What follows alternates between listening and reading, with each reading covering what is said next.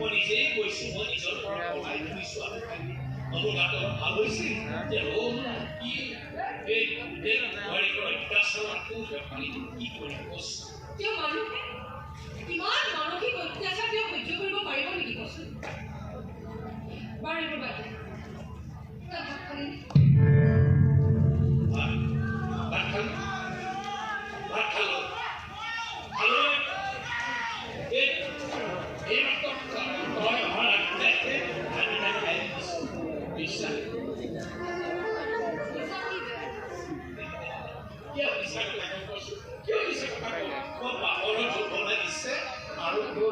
পনীৰ বনাইছে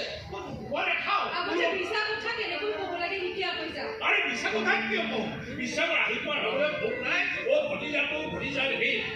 বোৱাৰীজনীয়ে বোলে ভাত খাব লাগিব বৰ লাগিব বিশ্বাস যোৱা শনিবাৰে কি হৈছিল ক'ব লাগিব নেকি এইটা কথা বেলেগ কথা দাদাটো কিয় ক'ব লাগে আমি জানো জীৱনত কথা কৰিম কিমান স্বাৰ্থপৰ কেনেকুৱা হ'ব পাৰিলে ওলা স্বাৰ্থপৰ তুমি হয়ে সেইকাৰণে তাৰ দুখ কষ্ট আহি একো আমাক হ'ল এতিয়া আমাৰ মৰে এতিয়া ভাত বনাইছে তোক লগত লৈ যাব লাগে তাই ঘৰৰ পৰা বুকুত খেতি নিজৰ কষ্ট পাব নালাগে আৰু অলপো কষ্ট দিব নালাগে ভোকত আছে